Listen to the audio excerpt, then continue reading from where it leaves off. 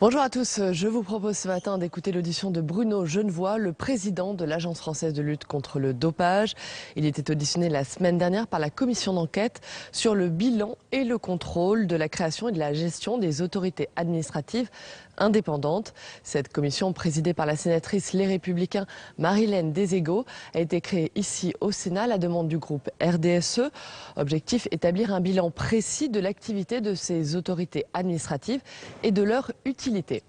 Juste après Bruno Genevoix, je vous propose d'écouter une deuxième audition, celle de Gérard Felzer. Ce consultant aéronautique est auditionné dans le cadre d'une autre commission d'enquête, celle sur le coût économique et financier de la pollution de l'air.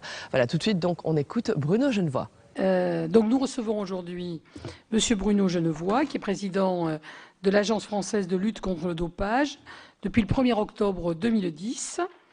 Alors, la commission d'enquête sur les autorités administratives indépendantes, comme vous le savez, entend procéder à l'audition de toutes les autorités administratives indépendantes qu'elle a identifiées, grâce notamment aux travaux de notre ancien collègue Patrice Gélard. Alors, parmi elles, il y en a 7 qui sont des autorités publiques indépendantes, qui sont donc dotées de la personnalité morale. Et M. Bruno Genevoix est le président de cette première API que nous entendons. Nous sommes donc très intéressés par ce que vous allez nous dire sur la spécificité de votre statut, l'intérêt que cela représente pour vous.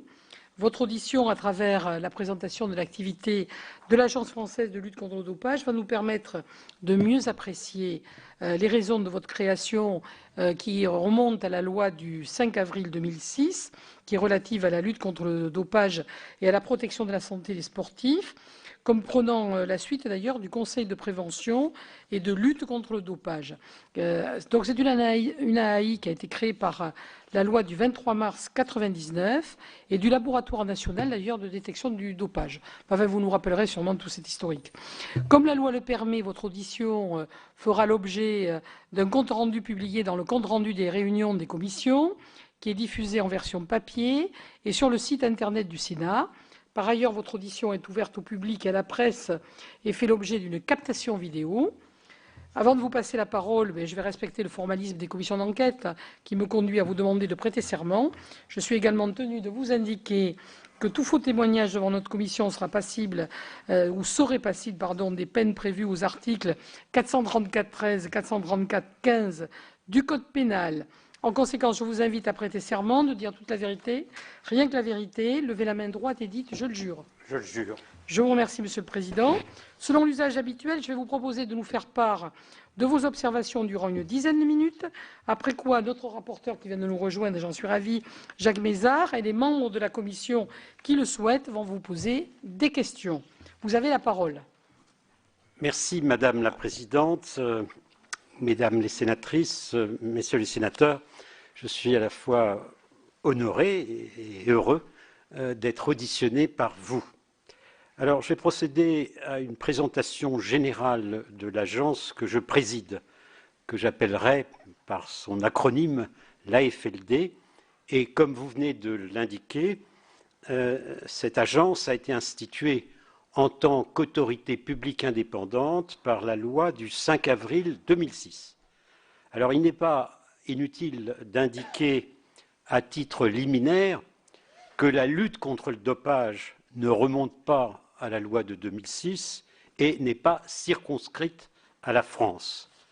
Antérieurement à la création de l'AFLD, et sans entrer dans le détail de la législation, il y avait eu une loi du 1er juin 1965 instituant une répression exclusivement pénale du dopage qui n'a pas donné de bons résultats.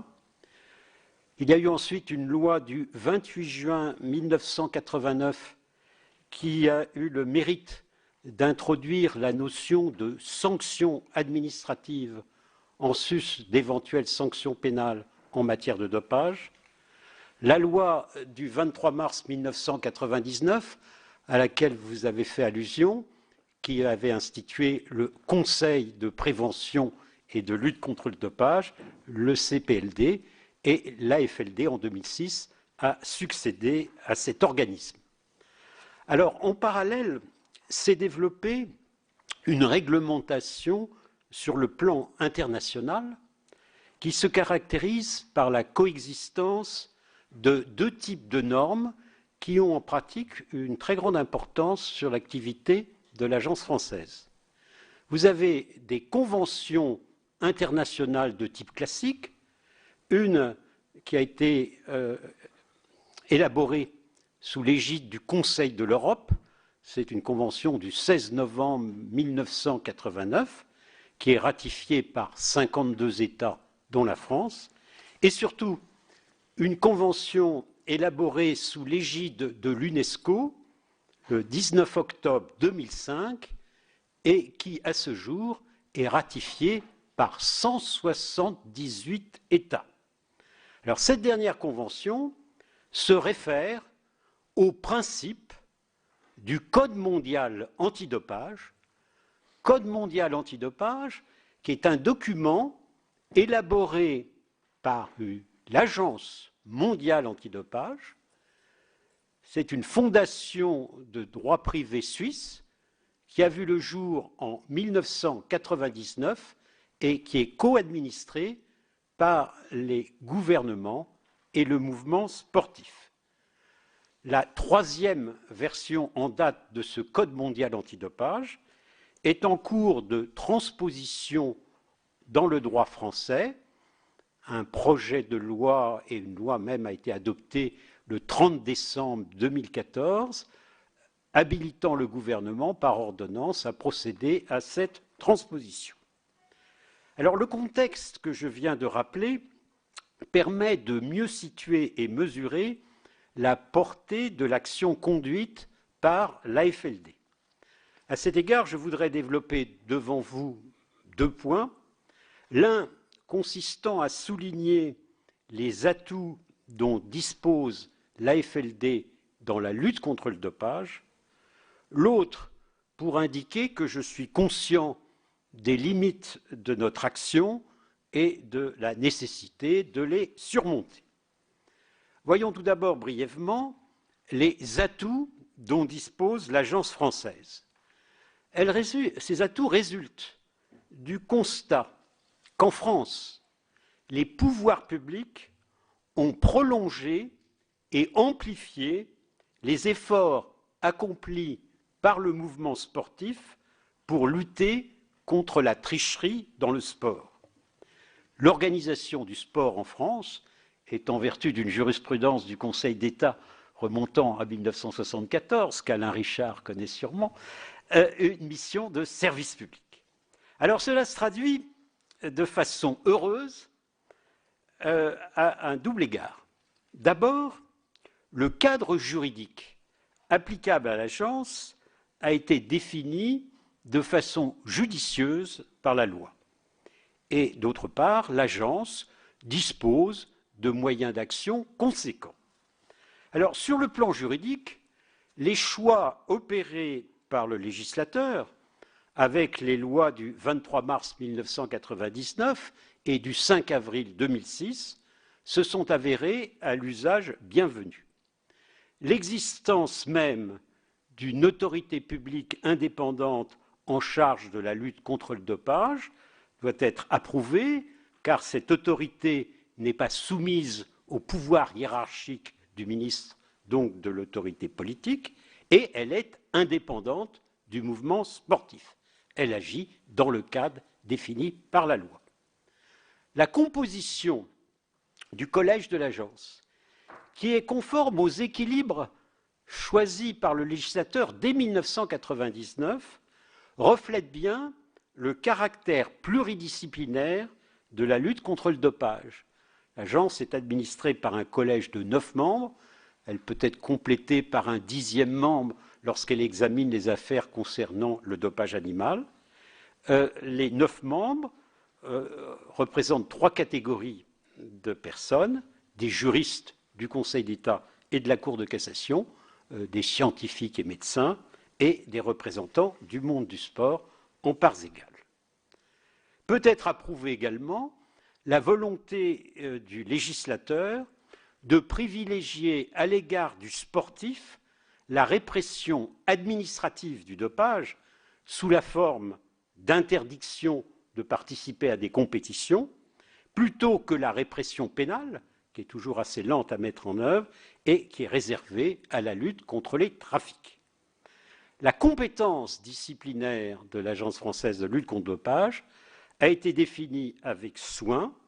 Elle est subsidiaire et complémentaire par rapport à celle des fédérations sportives agréées à l'égard de leurs licenciés. Si le sportif qui a fait l'objet d'un prélèvement urinaire ou sanguin mettant en évidence la prise de substances interdites est poursuivi, il l'est devant les instances de sa fédération qui doivent statuer dans un délai global de 4 mois à peine de dessaisissement au profit de l'agence.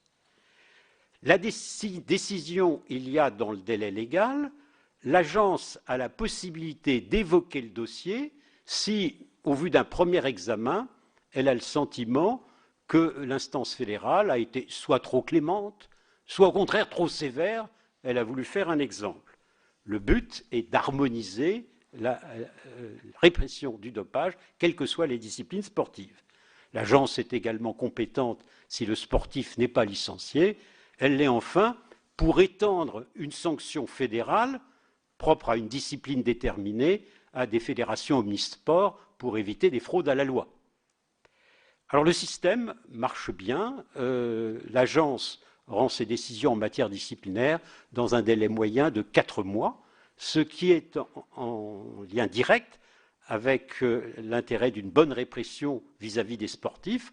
Le sportif en activité qui a fauté pourra être puni à bon escient dans des délais raisonnables et dans le respect des droits de la défense.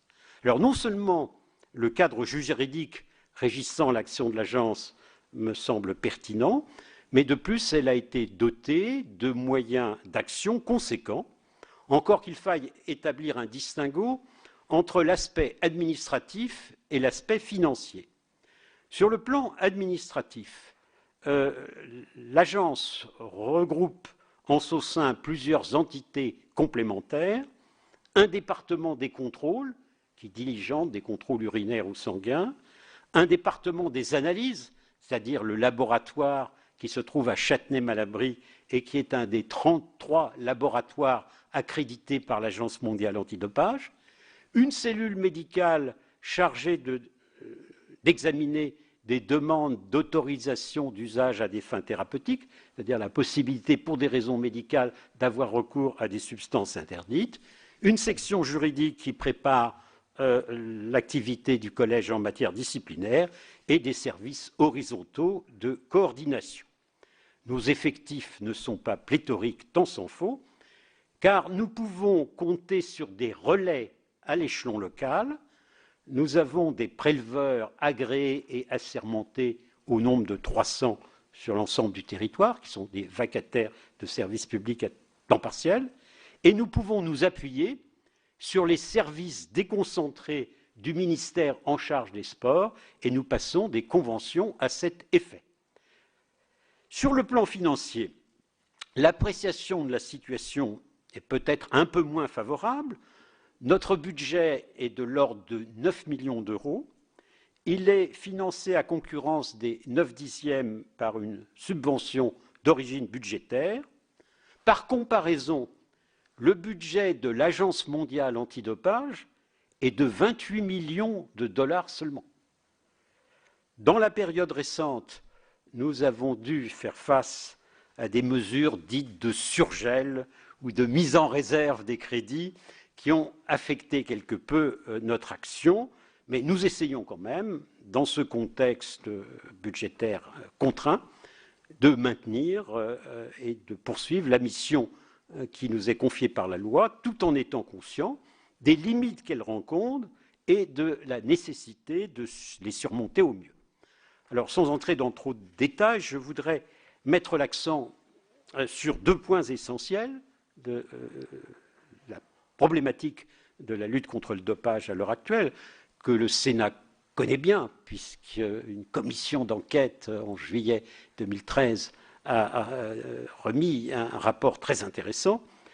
Les 2 remarques que je ferai sera pour dire que le Code du sport privilégie des modes de détection directe du dopage qui débouchent sur des constats qui peuvent prêter à interprétation ou à l'interrogation. Et que, en tout état de cause, et c'est mon deuxième point, il faut prolonger ces modes traditionnels de détection de diverses façons. Alors la détection directe s'entend de la mise en évidence dans les urines ou le sang d'un sportif à l'occasion d'un prélèvement unique, d'une substance interdite par la législation antidopage. Et cette législation est la même pour tous les sportifs, car la liste des substances interdites est établie par l'Agence mondiale antidopage chaque année et avalisée par les gouvernements. Elle fait l'objet chaque année d'un décret du président de la République publié au journal officiel au mois de décembre, applicable pour l'année suivante. Alors, ce mode de détection, lorsqu'il débouche sur ce qu'on appelle un rapport d'analyse anormale, c'est-à-dire la mise en évidence d'une substance interdite, nous place, nous, dans une situation de force. Je n'ai pas les mêmes difficultés pour réprimer les abus que l'autorité des marchés financiers pour un délit boursier ou autre. Non, le sportif peut demander l'examen d'un échantillon B qui confirmera, dans tous les cas que je connais, l'analyse de l'échantillon A. Il peut aussi et surtout, et c'est là-dessus que porte le débat, éventuellement apporter des justifications thérapeutiques en disant que c'était nécessaire, mais nous sommes très regardants pour admettre de telles justifications. Alors nous assistons à une tendance à la diminution du nombre de contrôles positifs, qui peut s'interpréter comme une plus grande efficacité de l'action que nous menons, ou au contraire, compte tenu des confidences faites par les intéressés sur des événements passés, compte tenu de ce que nous savons de la stratégie de certains tricheurs reposant sur la prise de microdoses très en amont des compétitions et qui ne peuvent pas être détectés lors d'un contrôle en compétition, qui pourrait l'être dans d'autres circonstances que la législation développe. Donc face à cette situation de départ, nous essayons, avec l'aide des pouvoirs publics, de compléter le dispositif et en ce sens, il existe des possibilités d'intervention complémentaires dont on se doit de tirer le meilleur parti possible. Alors je ne reprendrai pas sur ce point les recommandations de la commission d'enquête sénatoriale, certaines ont été suivies des faits, en particulier sur la réorganisation à l'échelon territorial de nos modes de contrôle. Au lieu d'avoir dans chaque région des agents de la direction régionale de la jeunesse et des sports, de la cohésion sociale, qui s'occupaient à temps partiel de la lutte contre le dopage, nous avons sur plusieurs régions des personnels compétents, les conseillers interrégionaux antidopage, qui s'occupent à 100% de la lutte contre le dopage et le trafic des produits illicites. Nous essayons aussi de mieux cibler des contrôles grâce à des échanges de renseignements entre administrations de l'État et nous poussons à la mise en place effective de commissions régionales de lutte contre les trafics réorganisées par un décret du 26 juin 2013. Cela permet aux acteurs locaux de se connaître et de mieux cibler les contrôles. Le démarrage a été, à mon avis, un peu lent, mais dans la période récente, il y a un frémissement, ce qui est une bonne chose. Nous essayons également de promouvoir, conformément à ce que souhaite l'Agence mondiale antidopage, des modes de détection indirecte à travers ce que l'on appelle sur le plan international le passeport biologique du sportif, ce que la loi française appelle plus justement le profil biologique. Il s'agit de mettre en évidence la prise de substances interdites, non plus à partir de l'analyse d'un échantillon urinaire ou sanguin isolé, mais en fonction de plusieurs prélèvements portant sur un même athlète au cours d'une même année, d'appréhender les effets et de mettre en évidence les effets de la prise des substances sur l'organisme du sportif. S'il y a une augmentation tout à fait anormale et injustifiée des globules rouges, cela laissera supposer la prise d'EPO, par exemple. Alors, dans cette voie, le collège de l'agence a pris des initiatives qui ont été relayées par le Parlement, que je tiens à souligner. Conformément aux recommandations de l'Agence mondiale antidopage, nous avons préconisé dans une délibération l'institution de ce mode de détection le 27 octobre 2011.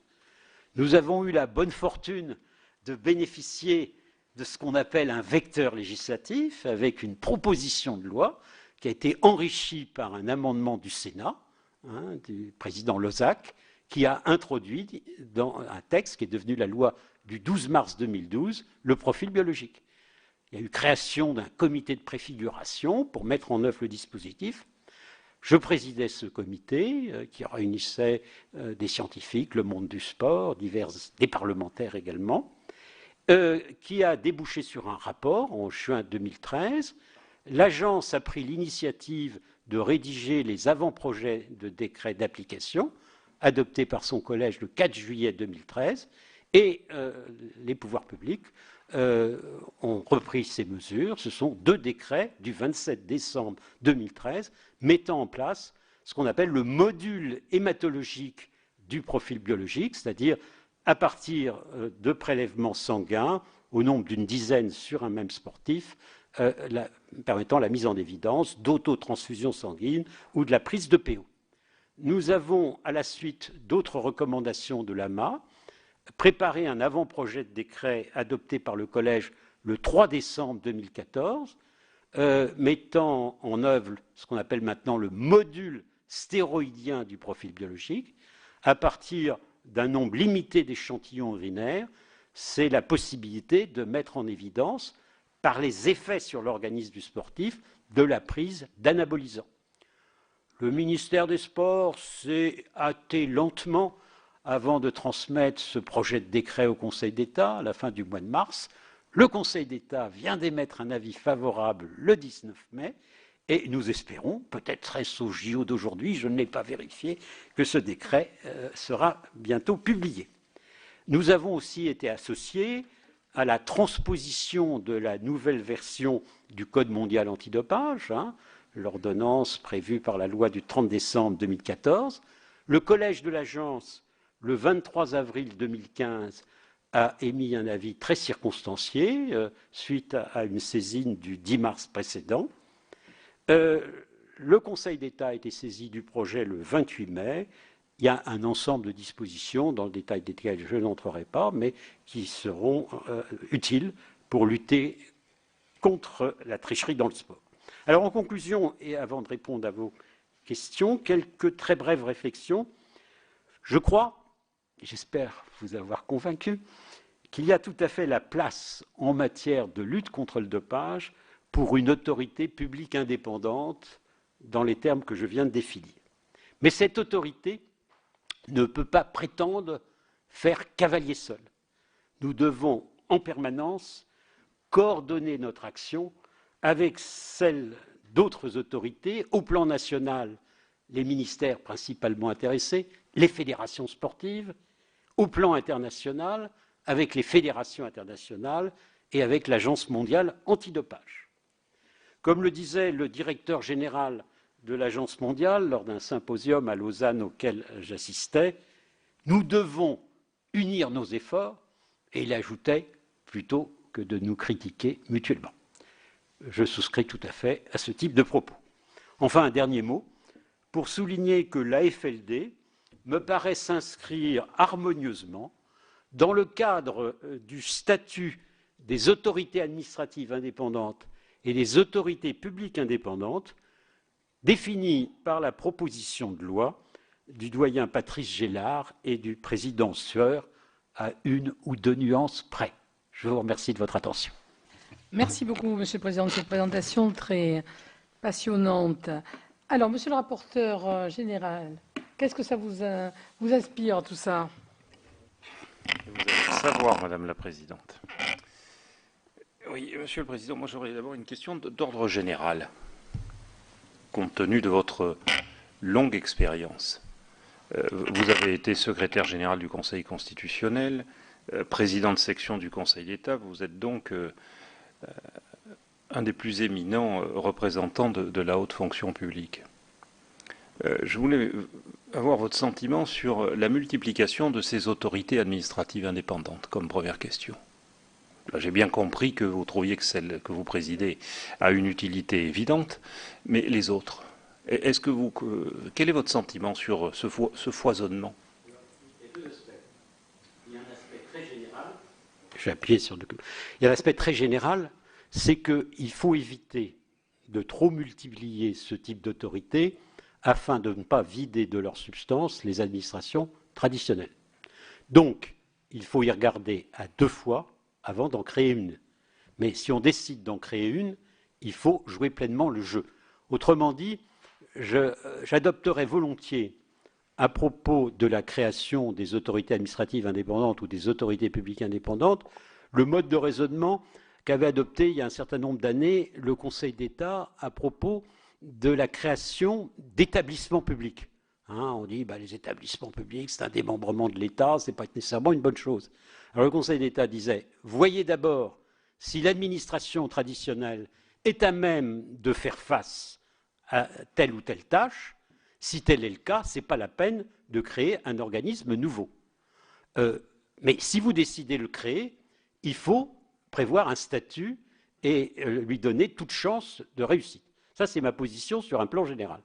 Alors, dans le cas particulier, si vous voulez, je crois qu'il faut raisonner autorité publique indépendante par autorité indépendante. Est-ce que, au cas par cas, compte tenu des éléments d'information dont on dispose sur la manière dont ils s'acquittent de leur mission définie dans le cadre législatif, elles répondent à l'attente du législateur. Alors, il se trouve, et j'ai lu votre proposition de résolution, que le Parlement trouve qu'elles sont insuffisamment contrôlées. En ce qui la concerne, l'AFLD ne se trouve pas insuffisamment contrôlée, car le hasard des calendriers a voulu qu'il y ait cette commission d'enquête sénatoriale sur l'efficacité de la lutte contre le dopage et qui a permis de réfléchir sur un plan global et de bien redéfinir sur certains points l'action de l'agence. Et de surcroît, il y a eu récemment à la fois un contrôle comptable et de gestion de la Cour des comptes qui a trouvé son écho dans le rapport annuel de la Cour. Et j'aime mieux vous dire que nous avons dû répondre à beaucoup de questions et de sollicitations de la part de la Cour. Mes services ont estimé qu'il y avait eu au moins 5000 pages de documents transmis à la Cour, toutes nos délibérations, toutes les délibérations du collège depuis la création de l'agence, et nous avons répondu. Et je crois que dans cette hypothèse, la Cour, qui doit assister le Parlement dans sa mission de contrôle, en vertu de la Constitution, pourrait créer tel ou tel type de synergie. Et je trouve tout à fait normal, bien entendu, en tant que président de l'agence française, de répondre aujourd'hui à vos questions.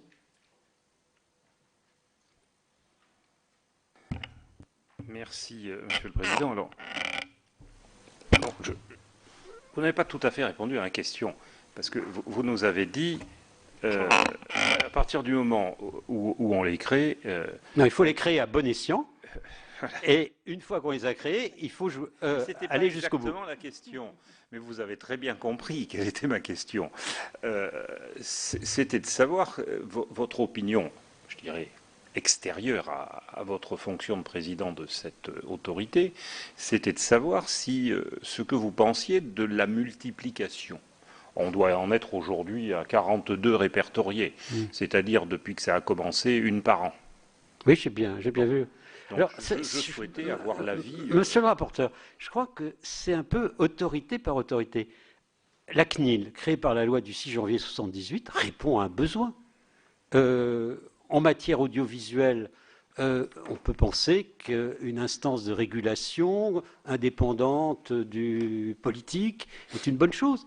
Alors ensuite, est-ce que le fonctionnement répond pleinement à l'attente? L'autorité de la concurrence joue un rôle très important dans la mise en place de certaines politiques de la concurrence. Donc j'ai beaucoup de mal. Je comprends très bien que le Parlement s'inquiète de la multiplication, mais je ne peux répondre sur un plan global que par l'approche qui était celle que j'ai définie, qui est un peu celle du Conseil d'État. Et dans le cas particulier de l'agence, je pense que ça répond à une utilité compte tenu des dimensions à la fois nationales et internationales de la lutte contre le dopage. La question suivante sera un petit peu provocatrice et... N'hésitez pas. Et je ne doute pas que vous voudrez bien m'en excuser. Dans beaucoup de ces autorités indépendantes, dans le collège, on voit un membre du Conseil d'État, un membre de la Cour de cassation, un membre de la Cour des comptes. Nous avons l'habitude du cumul, même si d'aucuns considèrent qu'il faut arrêter ça. Mais pensez-vous vraiment que si on multiplie encore ces autorités indépendantes, ces grands corps pourront faire face?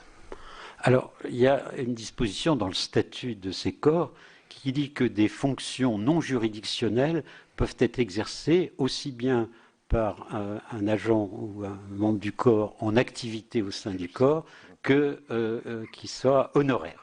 Oui. Et en ce qui me concerne, je suis honoraire et je me consacre pleinement à l'activité de la présidence de l'agence. La question était d'ordre général. Alors, sur un plan plus général, je crois que si on cherche, on ne peut pas dire que ces personnalités en aient le monopole, mais si on cherche des personnes qui ont une certaine expérience administrative et une tradition d'indépendance, ça n'est pas absurde. Si de surcroît, en matière sportive, le choix du vice-président du Conseil d'État se porte sur quelqu'un qui s'intéresse au sport de longue date et qui n'est pas étranger au monde du sport, ce n'est peut-être pas plus mal. Je ne puis que vous féliciter pour votre habileté, Monsieur le Président. Ah non, mais interrogez-moi sur la Coupe du Monde de football, le Tour de France de cyclisme, les Jeux olympiques d'athlétisme. Je puis vous montrer que ce ne sont pas des domaines qui me sont étrangers. Mais je n'en doute pas, car vous avez des compétences fortes, mais d'ordre dans tous les domaines. Ceci étant, la question de fond, c'est de savoir vraiment quel est le plus qu'apporte cette autorité indépendante par rapport à l'État et au service de l'État. Votre budget dépend, vous l'avez dit vous-même, à 90% de subventions de l'État. Alors, on est indépendant, ok, mais jusqu'à quel point quand on est dépendant à 90% des subventions de l'État et comment est discutée cette subvention? Je crois que c'est un point important. Vous nous avez dit, et c'est important, vous nous avez dit l'agence a rédigé les avant-projets des décrets d'application. Oui, c'est pour gagner du temps. Et pour m'appuyer sur une jurisprudence du Conseil d'État remontant à un arrêt de 1962, Martial de la Boulay, qui dit que quand on doit consulter un organisme, on est dispensé de la consultation si l'organisme prend l'initiative de la mesure. Le 11e du grand 1 de l'article L232.5 du Code du sport prévoit que l'agence est consultée sur tout projet de loi ou de règlement relatif à la lutte contre le dopage. Alors, président le comité de préfiguration créé par la loi du 12 mars 2012, et cette présidence, je la tiens de la volonté du législateur, de l'article 5 de la loi, j'ai veillé à la bonne marche des travaux, et au terme des travaux, j'ai rédigé, je suis quand même membre du Conseil d'État, un avant-projet de décret qui a été approuvé par le Collège, ensuite repris à son compte par le ministère des Sports, examiné pour l'un des textes par la Commission informatique et liberté, et pour les deux par le Conseil d'État. C'est un supplément d'efficacité, me semble-t-il. Monsieur le Président, je vous remercie de votre réponse. Elle est absolument parfaite. Et j'entends très bien à la fois votre profonde conviction de grand serviteur de l'État, ça je n'en doute aucunement, et en même temps je me dis c'est un fonctionnement peut-être sur lequel il est nécessaire que le législateur puisse s'interroger un jour. Sur la nécessité de créer une autorité administrative indépendante dans ce secteur. Alors j'entends bien que vous nous avez indiqué que que ça apportait un certain nombre d'atouts, vous l'avez dit vous-même, mais quand même, vous avez repris le laboratoire, si mes souvenirs de Châtenay-Malabry. De Châtenay-Malabry. Bon, qu'apportez-vous vraiment de plus en étant autorité administrative indépendante par rapport à ce que peut faire l'État? Vous dépendez budgétairement presque totalement de l'État. Vous avez des liens qui sont d'ailleurs tout à fait indispensables avec le ministère des Sports. Monsieur le rapporteur, attendez, je vais juste répondre là-dessus. J'ai évoqué l'Agence mondiale antidopage et le Code mondial antidopage. Dans ce Code mondial antidopage, il y a un concept qui apparaît, c'est la notion d'ONAD, l'Organisation nationale antidopage. Donc, il y a une organisation qui, dans un pays, peut être chargée des contrôles. Vous avez une agence comparable à l'agence française qui existe en Allemagne fédérale, qui a été créée en 2002.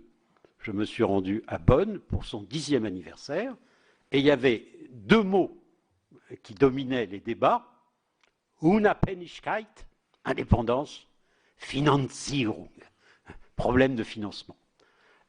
Vous avez une agence britannique comparable à l'agence française, une agence canadienne. Alors, l'agence britannique a certaines particularités, elle joue davantage sur le renseignement, et pas seulement sur les contrôles analytiques. Nous sommes en relation avec ce type d'agence. Nous avons reçu un stagiaire de l'agence allemande, nous avons envoyé un stagiaire auprès de l'agence britannique. Nous sommes réunis sur le plan international par l'Agence mondiale antidopage, son bureau Europe. J'assiste moi-même à ce type de symposium. Il y a une unité dans la lutte contre le dopage qui résulte de ce que sous une même autorité, nous pouvons diligenter des contrôles, au moins sur les compétitions nationales. Sur les compétitions internationales, nous sommes freinés malheureusement par le Code mondial antidopage qui donne plutôt la compétence aux fédérations internationales, mais nous essayons de dialoguer avec celles-ci pour être habilités à exercer des contrôles. Nous avons un département des analyses, ce laboratoire accrédité qui historiquement était un groupement d'intérêt public, qui est devenu un établissement public administratif et qui participe de la personnalité morale conférée à l'agence en tant qu'autorité publique indépendante. Nous pouvons également superviser l'action disciplinaire des fédérations sportives, et je trouve que c'est une bonne chose qu'elles restent en première ligne dans la lutte contre le dopage, avec cette contrepartie de ce pouvoir d'harmonisation des sanctions dont nous disposons. Alors, ce qu'il y a de vrai, c'est que dans notre action, nous sommes obligés de coopérer avec d'autres intervenants pour avoir une efficacité accrue. Alors l'expression que j'avais employée lorsque j'ai présenté pour la première fois un rapport d'activité sur l'agence, c'est le thème de coopération loyale que j'avais emprunté à l'Union européenne. Hein, c'est une idée, il doit y avoir une coopération loyale entre les institutions de l'Union et entre les institutions de l'Union et les États membres. Et je continue d'œuvrer dans ce sens dans mes rapports avec les autres administrations, en particulier le ministère des Sports, la Gendarmerie nationale qui a un office spécialisé, l'Office central de lutte contre les atteintes à l'environnement et à la santé publique, la direction des douanes. J'ai passé des conventions en ce sens. Donc, vous voyez, il y a une unité d'action qui permet une plus grande visibilité et une plus grande efficacité de l'action que l'on mène. Et je ne suis pas sûr qu'un bureau, un seul bureau au sein de la direction des sports pourrait faire tout ce que fait l'agence. En revanche, je n'ai jamais nié que l'agence ne doit pas faire cavalier seul, et je poursuis toujours le dialogue. La politique de prévention est davantage l'apanage du ministère des Sports en liaison avec les fédérations agréées dans le cadre de contrats d'objectifs. Je dois avoir des relations avec le mouvement sportif, en particulier le Comité national olympique et sportif français. Chaque année, avec la commission médicale du CNOSF, nous organisons des journées consacrées à la lutte contre le dopage. Je n'ai pas le sentiment de ne pas respecter les termes de la loi du 5 avril 2006. Pour aller dans le sens, j'ai noté qu'Alain Richard demandait aussi la parole, dans le sens de monsieur le rapporteur, moi j'ai ressenti sa question comme étant quelle est la différence aussi entre une AAI et une API? qu'est-ce que ça vous apporte d'avoir la personnalité juridique Alors, pour être... je vais vous répondre. Peut-être qu'Alain Richard va poser aussi sa question pour répondre aux deux.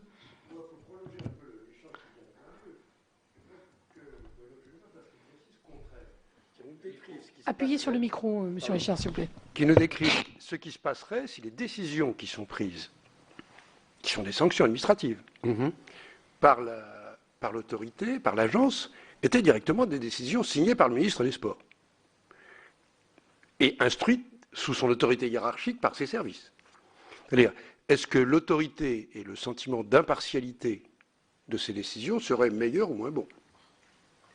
Oh, Monsieur le Président. Présidente, puis ensuite à celle de mon collègue du Conseil d'État. Il y a une possibilité supplémentaire dans la possibilité d'avoir une personnalité morale distincte de celle de l'État, c'est la faculté de disposer éventuellement d'une recette affectée. Et mon prédécesseur, Pierre Bordry, avait réussi à pousser assez loin un projet consistant à inscrire dans la loi de finances une augmentation du taux d'une taxe perçue sur les droits de cession des retransmissions des grandes compétitions sportives, qui remonte à une loi de finances de décembre 1999, ce qu'on appelle dans le monde du sport la taxe Buffet. Moyennant une augmentation de son taux, il y avait une affectation du parti de son montant au budget de l'agence. Le projet avait été assez loin, il avait reçu l'avis favorable du Conseil d'État, adopté en première lecture par l'Assemblée nationale, et c'est le gouvernement qui, contre toute attente, a été à l'origine d'un amendement de suppression lors de l'examen par le Sénat. On a dit, mais que ne dit-on pas, qu'il y aurait eu une certaine pression du monde du football auprès de hautes autorités de l'État. Donc, sur le plan juridique, il y a cette faculté.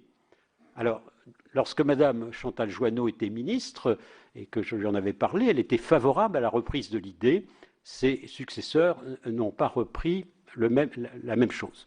Donc, j'ai des virtualités plus grandes avec un statut d'API, mais jusqu'ici, elles ne se sont pas concrétisées. C'est ce que je peux répondre à votre question. Alors, quant à Alain Richard, je lui rappellerai la loi de juillet 89, qui n'a pas reçu pratiquement d'application. Je trouve qu'on a une plus forte légitimité dans l'exercice du pouvoir de sanction. Autant le pouvoir de sanction du ministre se justifie à l'égard des fonctionnaires, des agents publics.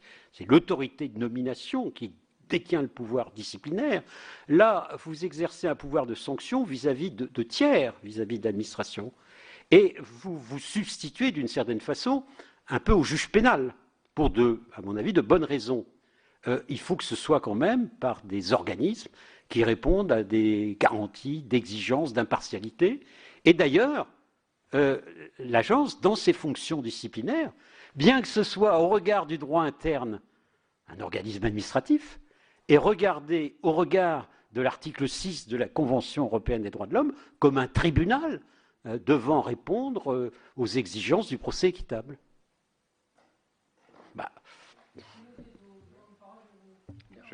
On laisse un petit peu le rapporteur d'abord, je vous donne la parole ensuite. Oui, Monsieur le Président, là, ce n'est pas une question. Moi, je suis toujours gêné quand on considère que l'État n'est pas impartial, mais ça, c'est mon vieux fond jacobin. Il y a des degrés dans la notion d'impartialité, y compris dans la jurisprudence du Conseil constitutionnel et celle du Conseil d'État. Je ne vous la citerai pas par cœur. Mais vous avez parlé de sanctions. Y a-t-il des recours contre vos décisions? Oui. Et alors, c'est le Conseil d'État, et c'est un recours de pleine juridiction qui donne toute garantie aux sportifs. Et le taux de recours est relativement faible, ce qui prouve que nos décisions sont acceptées par les intéressés. Le Conseil d'État est quand même présent, vigilant, et dans certaines circonstances, il lui est arrivé de nous annuler pour des vices de procédure, parce qu'on n'avait pas laissé aux sportifs un délai suffisant pour, entre le moment où il a eu communication du dossier, la date de réunion du collège. Mais sur ce point, la Cour des comptes, dans ses observations, a jugé que le fonctionnement disciplinaire était satisfaisant. Et je dirais, moi, comme président de l'agence, très satisfaisant. Donc, si la Cour des comptes et vous-même considèrent que c'est satisfaisant... Non, sur ce plan-là, oui. Sur ce plan-là, oui. Quand on voit le nombre de contestations devant le Conseil d'État et le nombre de cas où nous sommes annulés, il est arrivé que nous soyons censurés, c'est sûr. Cela vous est-il arrivé depuis que vous présidez, Monsieur le Président? Au moins pour des décisions d'inscription de ce qu'on appelle les sportifs dans le groupe cible. Nous avions interprété les textes comme conférence et de compétence au directeur des contrôles, et le Conseil d'État a déduit d'une ordonnance du 14 avril 2010 modifiant l'article L232-15 du Code du sport que cette compétence devait être exercée par le collège. Et il y a un arrêt Bellhomme du 10 octobre 2012 qui nous a censurés. Je peux laisser la Bien parole. sûr. Je vais donner la parole. On va faire un petit tir regroupé de Jean-Léonce Dupont, Gérard Cornu et Jean-Yves Collombat.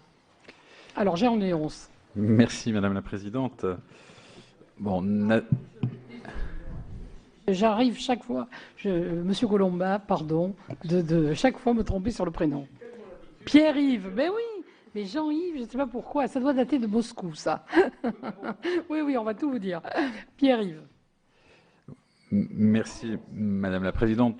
Je ne reviens pas sur l'idée largement développée par le rapporteur sur les problèmes de monoculture dans l'ensemble des instances, qui ne remet évidemment pas en cause la qualité des personnes, et y compris en particulier de celles que nous auditionnons, et en particulier de celles que nous auditionnons aujourd'hui, naturellement, et que je respecte profondément.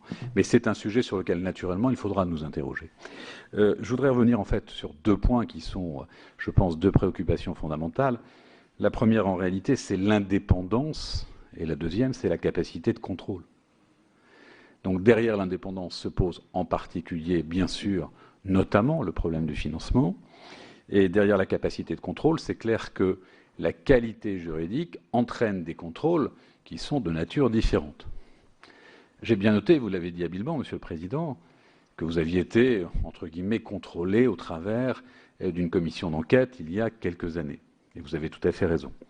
Mais les commissions d'enquête, il n'y en a pas régulièrement sur les mêmes sujets.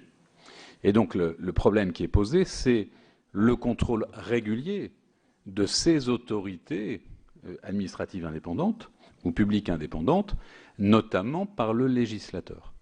Je pense que c'est la vraie question qui doit être posée. Et donc derrière, pensez-vous que, par exemple, un service à compétence nationale, un SNC, n'eût pas été plus approprié pour répondre à l'ensemble des domaines, des questions, des problématiques que vous avez soulevées, mais qui permettrait, parce que c'est un service à compétence nationale, un contrôle notamment du Parlement qui pourrait être objectivement plus facile et plus répétitif. Pour revenir par rapport aux questions que le rapporteur posait tout à l'heure, les manifestations sportives ont lieu dans tous les pays du monde. Et je suppose que tous les pays du monde n'ont pas d'agence nationale de dopage. Je voulais savoir comment ça se passait lorsqu'il y a des manifestations qui se déroulent où il n'y a pas d'agence nationale. Première question. Et d'autre part, alors je ne sais pas, peut-être provocateur, j'en sais rien, mais quels sont vos rapports, vous, agence nationale, avec l'agence mondiale?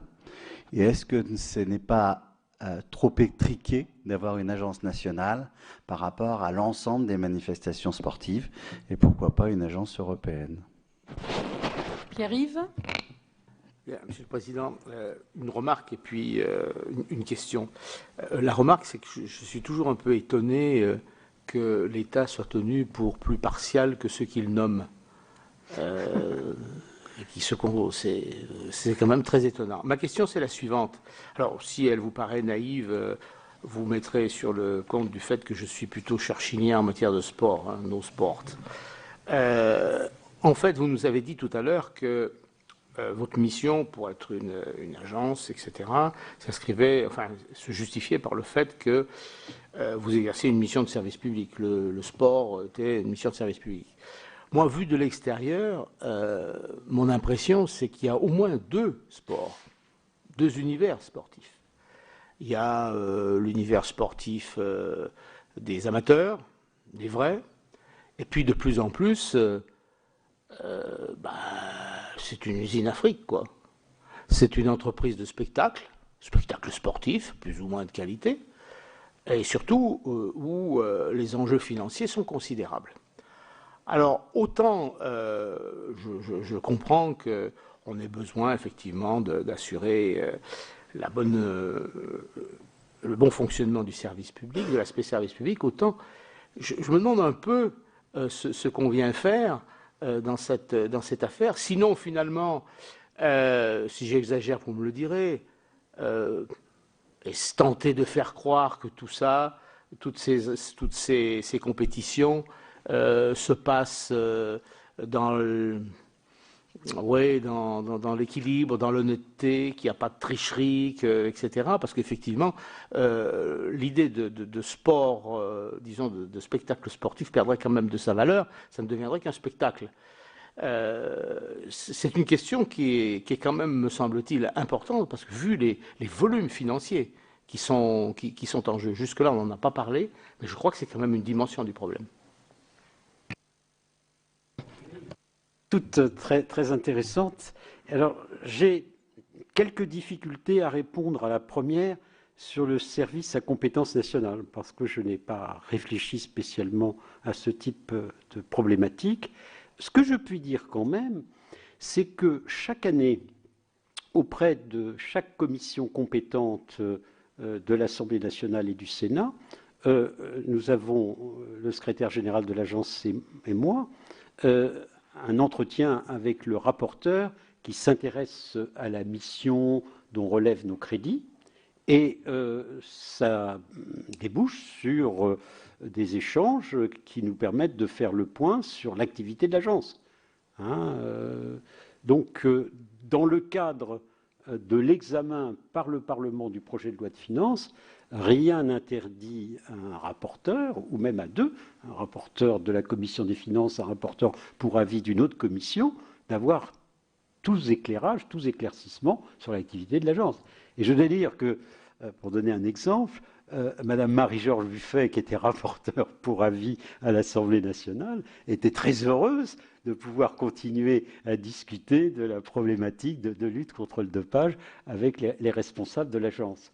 Donc moi, je suis très ouvert au débat, et chaque fois que l'on me l'a demandé, que ce soit à l'Assemblée nationale ou au Sénat, j'ai été auditionné par la commission compétente sans difficulté. Je conçois très bien que le Parlement veuille exercer pleinement son droit de regard.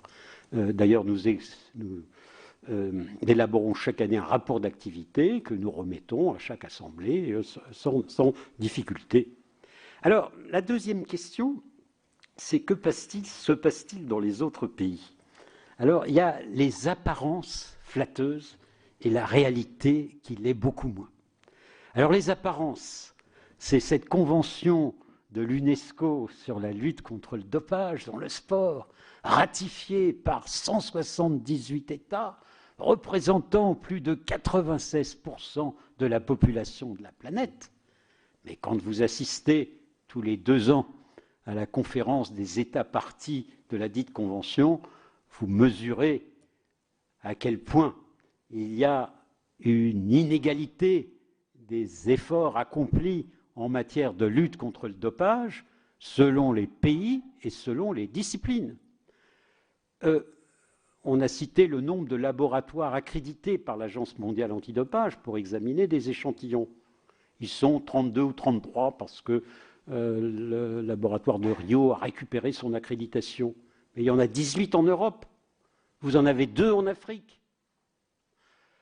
La lutte contre le dopage suppose la lutte contre le trafic de substances illicites. Il n'y a que 70 États qui répriment pénalement ce type de trafic. On pourrait poursuivre les exemples, mais moi j'en tire comme conclusion que c'est une raison supplémentaire pour une agence nationale d'essayer de donner le bon exemple. et de tirer parti de tout ce qui pourrait lui permettre d'être plus efficace et de prendre le monde du sport au mot. Alors là où il n'y a pas d'agence nationale, la compétence est réservée aux fédérations sportives qui font leur propre police, mais dans des conditions qui parfois ne sont pas pleinement satisfaisantes. On a parlé beaucoup récemment de la FIFA. J'ai pu avoir des chiffres sur l'ampleur des contrôles pour le mondial de football en Afrique du Sud. 100 000 $ pour 256 contrôles avant la compétition, une somme équivalente pour autant de contrôles en compétition. Ça n'est pas raisonnable, ça n'est pas à la mesure de l'événement. Donc, quelle doit être notre politique? C'est de le rappeler, le cas échéant, à l'Agence mondiale, le rappeler au mouvement sportif et lui dire vous êtes croyant dans la lutte contre le dopage, essayez d'être un peu pratiquant. Alors, l'Agence mondiale antidopage a quand même cette grande vertu pour nous de pouvoir coordonner les efforts, notamment en matière de recherche, ou de rassembler un savoir-faire. J'ai évoqué tout à l'heure le profil biologique du sportif.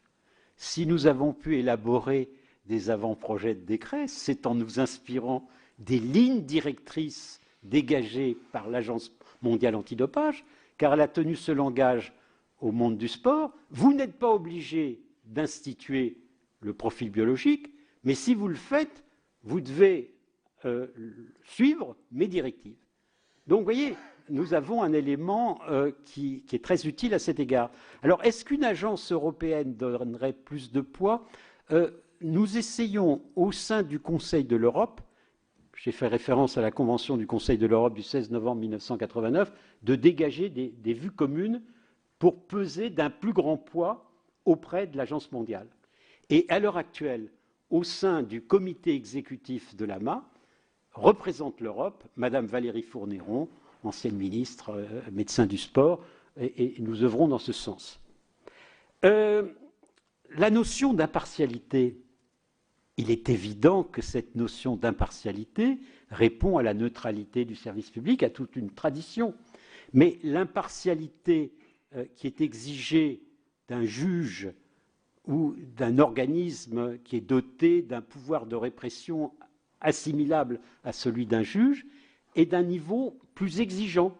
On raisonne non seulement en fonction d'éléments objectifs, mais aussi en fonction d'éléments subjectifs. Il y a toute une évolution en ce sens de la jurisprudence de la Cour européenne des droits de l'homme. Donc il y a des degrés, même si, comme vous, je suis attaché à la continuité de l'État, à la neutralité de l'État et à son impartialité. D'ailleurs, de la part d'un membre du Conseil d'État, ne pas l'être, ça serait une anomalie. Alors, sur la mission de service public liée à l'hétérogénéité du sport, l'objection avait été formulée en 1974 devant le Conseil d'État par un membre de la juridiction, qu'on appelait à l'époque improprement le commissaire du gouvernement. Il avait dit à la formation de jugement, vous ne pouvez pas reconnaître le caractère de service public de l'organisation du sport, c'est trop hétérogène. Et il avait opposé les professionnels et les amateurs. Mais l'avantage que j'y vois, c'est de permettre un droit de regard de l'État, y compris lorsque l'argent est présent. Donc, dans les rapports que j'ai avec le monde du sport, je dois pouvoir dialoguer non seulement avec la Fédération française de football, mais aussi avec la Ligue professionnelle. Et après-demain, je vais recevoir plusieurs représentants des groupements professionnels pour débattre avec eux de la lutte contre le dopage. Si vous me permettez, je finis quand même par me demander si vous n'êtes pas absolument indispensable pour laisser croire ou laisser entendre que finalement tout ça se déroule normalement et que donc on peut continuer à croire à la fiction de compétitions qui sont des compétitions. Alors que, je reprends mon expression, ce sont des spectacles qui rapportent beaucoup d'argent. S'il n'y a pas la persistance de ce sentiment que les compétitions sont honnêtement menées, ça met tout par terre. Alors, il y a deux aspects dans la lutte contre le dopage. Du point de vue du législateur, il y a un impératif de santé publique qui est tout à fait présent lorsqu'une substance est rangée par les substances interdites en raison de ses effets néfastes sur la santé des intéressés et qui est interdite aussi bien en compétition qu'à l'entraînement.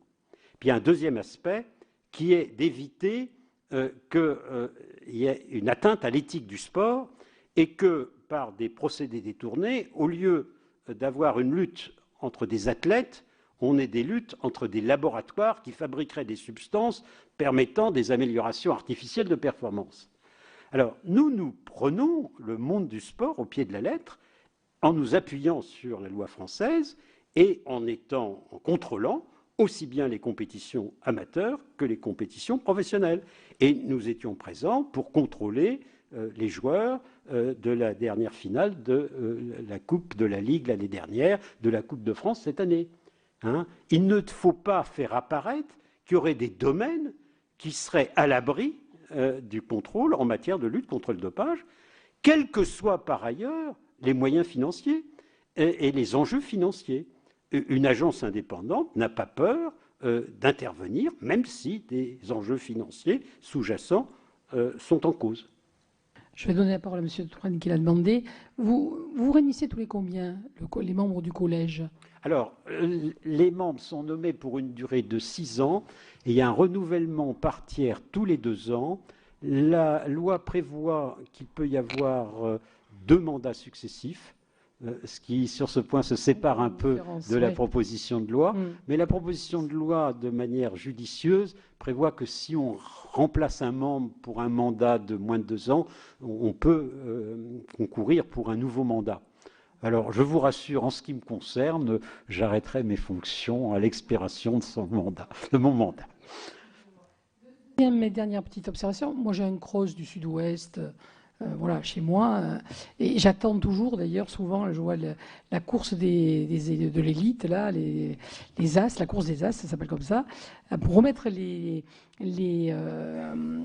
récompenses. J'attends justement parce qu'il y a un contrôle antidopage. Des fois, il a lieu, des fois, il n'a pas lieu. Alors, c'est vous qui décidez de ce... Vous le faites ou vous ne le faites pas? C'est qui vraiment qui décide de faire le contrôle ou pas? Alors, il y a le collège de l'agence qui définit chaque année un programme général de contrôle avec un certain équilibre entre sport individuel, sport collectif. C'est le collège qui décide ça. Et à l'intérieur de ce cadre, c'est le directeur du département des contrôles qui peut recueillir des informations auprès d'autres administrations de l'État, qui détermine la stratégie des contrôles. Mais ça reste secret. Ça reste secret, bien entendu. On ne le sait pas. Alors, plus c'est imprévisible, mieux c'est. Évidemment. Et nous avons une déconcentration de la politique. Nous laissons un quota de possibilités de contrôle aux échelons régionaux ou interrégionaux. Et c'est pour ça que dans mon exposé liminaire, j'ai insisté sur les commissions régionales, parce que ça permet des échanges d'informations entre les diverses administrations de l'État pour mieux cibler les contrôles. Alors, avant de redonner la parole au rapporteur, M. Touraine. Oui, juste deux questions mineures. La première porte sur l'information que vous nous avez donnée, constatant que le nombre de contrôles positifs était en régression. Et vous avez eu d'ailleurs l'honnêteté de dire que ce n'était pas forcément parce que la situation s'améliorait, mais parce que les tricheurs étaient devenus de plus en plus intelligents, ou tout au moins qu'ils disposaient de technologies et de techniques qui étaient plus difficilement indétectables, plus difficilement détectables. Et vous avez d'ailleurs ajouté aussi qu'il convenait d'avoir des contrôles indirects et par conséquent d'intervenir plus en amont. Ma question c'est, mais ça ne va pas empêcher les tricheurs de continuer à vouloir tricher, parce que ce qu'on a relevé tout à l'heure, au bout, c'est de la compétition et au bout, il y a de l'argent. Il y a de l'argent important pour ceux qui sont les champions et ceux qui les amènent à la situation de champion. Comment est-ce que l'agence peut s'adapter en permanence, voire anticiper sur ce qui va se passer? Est-ce que vous êtes à l'affût de la recherche médicale, de tout ce qui peut sortir en la matière et qui peut éventuellement générer de l'utilisation abusive? Et la deuxième observation, vous avez dit également alors, vous n'avez pas dit de façon explicite, mais implicitement, vous avez laissé entendre que les sanctions qui sont administrées par l'agence doivent être plutôt justes puisqu'elles sont acceptées. Cette relation de cause à effet ne me paraît pas évidente, parce que on peut très bien accepter une sanction en se disant on a échappé au pire, si on était passé ailleurs, on aurait été sanctionné de façon beaucoup plus grave. Est-ce que le fait que vous affirmiez ça ne recèle pas une indulgence un peu trop importante, ou bien est-ce qu'il y a d'autres raisons à ce constat? Merci pour vos deux très pertinentes questions. Je crois avoir indiqué que dans mon esprit, il y avait un recul du dopage organisé. Nous rendons la tâche toujours plus difficile aux tricheurs. Alors, il faut anticiper. Dans ce sens, l'Agence mondiale antidopage, en liaison avec le ministère des Sports, avait organisé, c'était dans les locaux de l'Assemblée nationale, mais le Sénat n'y verra pas une mauvaise manière, le 12 novembre 2012, un colloque regroupant les grands laboratoires pharmaceutiques et les acteurs de la lutte antidopage, incitant les laboratoires pharmaceutiques à faire connaître aux laboratoires accrédités par l'Agence mondiale antidopage des médicaments en cours d'élaboration contenant des substances considérées comme dopantes au regard de la réglementation antidopage, de telle façon que les laboratoires accrédités puissent réfléchir et travailler par avance aux méthodes de détection. Politique que je trouve excellente. Le seul problème, c'est que ça repose sur le volontariat. Il faut que les laboratoires pharmaceutiques le veuillent. Alors, ils peuvent y avoir un intérêt pour lutter contre le marché noir de certaines substances. J'ai regretté que le laboratoire de Châtenay-Malabry ne soit mis à contribution qu'en 2 circonstances au titre de ce type de recherche. Mais c'est incontestablement une piste à explorer pour être en avance ou pas en retard sur les tricheurs. Alors, sur le deuxième point, sur le caractère juste ou non des sanctions, j'ai raisonné en tant que juriste. Les décisions prises par le collège sont considérées comme légales ou bien fondées par le Conseil d'État. Ça veut dire que j'agis dans le cadre de la loi. Ça ne veut pas dire que je sois, ou que le collège, placé sous ma présidence, soit laxiste. Ce qui conduirait le sportif à ne pas contester. Au contraire, il y en a un certain nombre qui contestent, mais leur requête peut être écartée. Tout récemment, il y a un sportif qui avait été contrôlé à l'EPO, qui avait été évincé des Jeux Olympiques de Londres, qui a critiqué, qui a été devant le Conseil d'État. Le Conseil d'État, le 5 mai 2015, a rejeté sa requête. Donc ne nous méprenons pas. J'agis légalement, ça ne veut pas dire que nous agissons avec une trop grande mansuétude. Non, nous nous référons aux critères du Code mondial antidopage. Simplement, il n'y a pas d'automatisme absolu qui serait contraire un peu au droit français. On doit quand même tenir compte des circonstances. Monsieur le rapporteur, alors deux petites questions. Une, il m'arrive d'être têtu, Monsieur le Président. Pensez-vous, par exemple, que sur la lutte contre le travail dissimulé, il serait bon de créer une autorité administrative indépendante avec un collège dans lequel il y aurait, outre les représentants de la haute fonction publique, le MEDEF et la CGT? Le micro, s'il vous plaît. Je vous répondrai qu'en matière de travail, nous avons des conventions de l'OIT qui confèrent une indépendance aux inspecteurs du travail et que cette indépendance des inspecteurs du travail a été reconnue par un arrêt du 4 novembre 1966 du Conseil d'État statuant de contentieux. Donc si vous avez une institution qui est l'inspection du travail dotée d'un statut d'indépendance reconnu tant par une convention de l'OIT que par la jurisprudence interne, a priori, il faut miser sur l'inspection du travail et développer ses effectifs. Et je ne recommanderais pas en l'état de créer une autorité publique indépendante en ce domaine. L'indépendance est d'ores et déjà assurée. Je vous remercie de la réponse qui ne me satisfait pas totalement, vous vous en doutez. Une question sur le dopage et celle-là, elle est elle n'est pas du tout provocatrice. Nous avons tous, comme citoyens, vécu les annonces médiatiques concernant le dopage de grands seigneurs du Tour de France.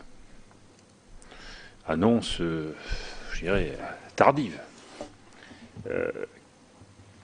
Avez-vous fait quelque chose? Parce que, bon, il ne faut pas quand même se leurrer, on voit bien que dans certains sports, il y a depuis très longtemps, et en dépit de tout de tous les efforts qui sont faits, d'abord par l'État, mais aussi souvent par le monde sportif, il y a quand même une constante dans la continuation du dopage. Mais pour en revenir à cet exemple qui est quand même très important, puisque c'est quand même l'image numéro 1 dans le monde du sport français. Est-ce que vous avez fait quelque chose, et si oui, quoi? Alors, je réponds bien volontiers. Le Tour de France est une manifestation internationale. D'après le Code mondial antidopage, article 15, c'est la fédération internationale qui est normalement compétente. Alors, la fédération internationale peut décider d'agir seule.